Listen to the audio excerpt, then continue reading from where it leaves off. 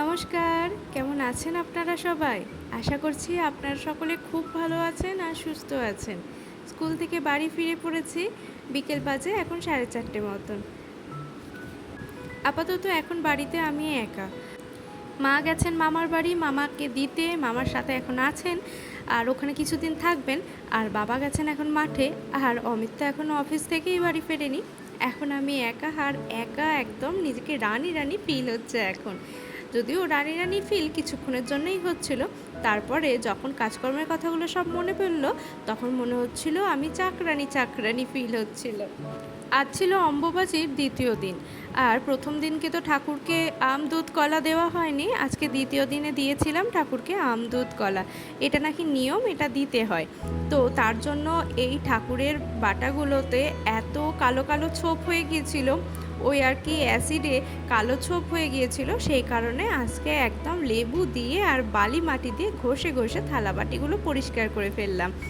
একেই তো এগুলো পিতলের, আর পিতলের জিনিস যে কোনো একটু টক জিনিস দিয়ে মাজলে খুব চকচকে আর একদম সোনার মতন চকচকে আর একদম পরিষ্কার হয়ে যায়। আর বলুন তো, ঠাকুরের বাসনপত্র যদি এমন নোংরা নোংরা দেখতে লাগে তাহলে কারই বা মনে ভক্তি আসে বলুন তো? সেই সেই জন্য সব কিছু একদম লেবু দিয়ে একদম ঝাঁ চকচকে করে ফেলেছি, আর এরপর ঠাকুরঘরটা মোছামুছি করে নিচ্ছি। জানেন তো, বেশ কয়েকদিন ধরে এত হনুমানের উপদ্রব হয়েছে, আর টিনের চালের ওপর দুম লাফাচ্ছে। ভয় তো লাগছে কখন না টিনটা আবার টুকরে টুকরে যায়। কিন্তু আজকে এই হনুমানদের কীর্তিকলাপ দেখে মনটা তো একদম ভরেই গেল। এই দেখুন, মা হনুমান তার বাচ্চাকে নিয়ে বসে আছে, আর বাচ্চাটা কি সুন্দর খেলা করছে। দেখে অবশ্য বুঝতে পারলাম না কোনটা মা আর কোনটা ছা তো একে বোঝাই গেল, এবার মা কোনটা বুঝতে পারলাম না। এই তো মনে হচ্ছে মা কোলে নিয়ে চলে গেল। দেখলেন বাচ্চাটা পড়ে যাচ্ছিল আর মা কিভাবে আঁকলে একদম বুকে তুলে নিল। দেখে না সত্যিই মনটা ভরে গেল। যে যেমনই হোক না কেন, যে প্রাণী হোক না কেন, মা মা কিন্তু মায়ের মমতা বোধ প্রত্যেক প্রাণীর মধ্যেই কিন্তু এই রকম করেই হয়তো থাকে। চারপাশটা একটু লক্ষ্য করলে আমরা এগুলো পরিষ্কার বুঝতে পারি। আজ তো এই হনুমানের দেখলাম, আর এছাড়া তো বাড়িতে প্রত্যেক দিন রানী আর রানীর মাকে তো দেখতেই পায়।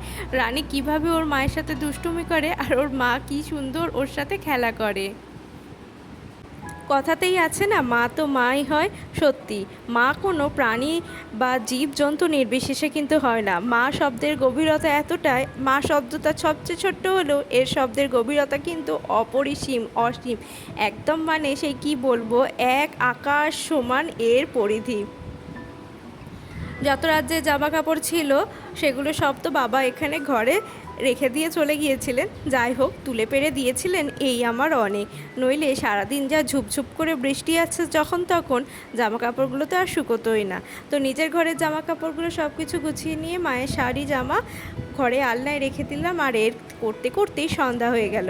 ওই যে প্রথমেই বললাম নিজেকে কেমন রানী রানী ফিল হচ্ছিল, তারপরেই হঠাৎ করে ফিলিংসটা বদলে গিয়ে হয়ে গেল চাকরানি চাকরানি।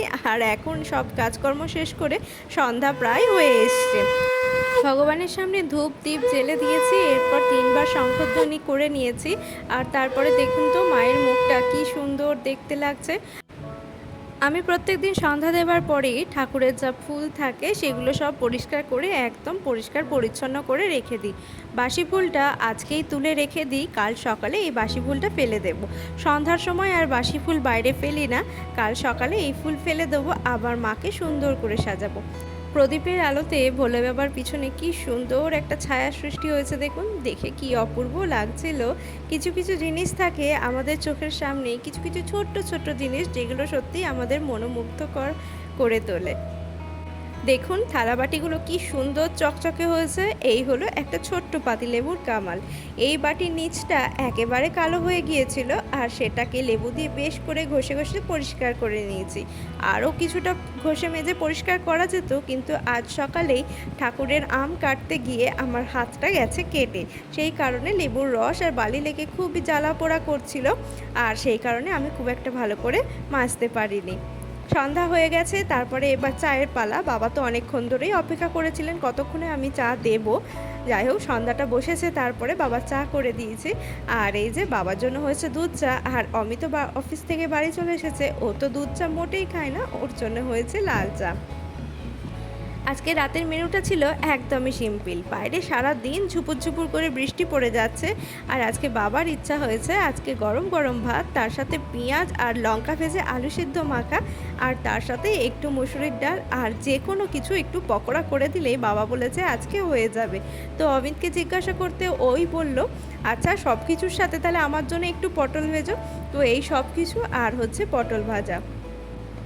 আজকে একদম সিম্পল মেনু ছিল। যতই সিম্পল হোক আর যাই হোক, গরম ভাতের সঙ্গে যে কোনো কিছুই কিন্তু অসাধারণ লাগে। আর আজকে আমি সব কিছুই একদম গরম গরম করেছিলাম। আজকে রান্নাটা শুরু করেছিলাম ওই 8:30টার দিকে, যেটা আমি অন্যদিন 7টার দিকে রান্নাটা করে নিই, তারপরে একটু নিজেকে সময় দিই। তো আজকে ভাবলাম আজকে এই বৃষ্টির ওয়েদার একদম হাতে গরম পাতে গরম সব কিছুই ওদের দেব। আজকের ডালটা হয়ে গেছিলো একদমই কালো, কারণ পটল ভাজার তেলে আমি ডালটা ফোড়ন দিয়ে দিয়েছিলাম, আর ডালটা একদম কেমন কালো কালো দেখতে হয়েছিল। যাই হোক, দেখতে কালো কালো হলেও খেতে কিন্তু ভালোই লেগেছিল। জানেন তো, বিয়ের আগে নিজের জন্য অনেক কিছু করতাম, আসলে তখন গোটা সময়টাই ছিল নিজের জন্য, কিন্তু বিয়ের পরে আর সেই সময়টা হয়ে উঠতো না। তবুও এত কিছু করার পরেও শুনতে হয় আমি নাকি সারাদিন গায়ে হাওয়া লাগিয়ে ঘুরে বেড়াই। যাই হোক, নানা মুনি নানা মত। তো আপনাদের বলে রাখি, এই তেজপাতার গুণাগুণ কিন্তু অনেক, আর এই তেজপাতা কিন্তু সবচেয়ে কম দামেই আপনি বাজার থেকে পেয়ে যাবেন। আর আমাদের ঘরের জানলা দিয়েই হাত বাড়লেই তেজপাতা পাওয়া যায়। আসলে জানলার পাশেই আছে একটা বিরাট বড় তেজপাতা গাছ। তো ভাবলাম আজকে এই গাছ থেকে কয়েকটা তেজপাতা তুলে নিয়ে 1 গ্লাস জলে তেজপাতাটা ফুটিয়ে হাফ গ্লাস করে নিয়েছিলাম। তো এটা পরের দিন খালি পেটে আমি সকালবেলায় খেয়ে নেব। এর গুণাগুণ কিন্তু অনেক অনেক। তো চলুন, সবার খাওয়া দাওয়া হয়ে গেছে, আমারও খাওয়া হয়ে গেছে, রান্নাঘর একদম পরিষ্কার করে নিয়েছি। তো ঝুপঝুপ করে বৃষ্টি আমার নেমে পড়েছে। তো আজকের মতন ব্লগটা এখানেই শেষ করছি। সবাই ভালো থাকবেন, সুস্থ থাকবেন। ব্লগটা কেমন লাগলো অবশ্যই জানাবেন। ভালো লাগলে একটা লাইক, কমেন্ট আর সাবস্ক্রাইব করে দেবেন। টাটা।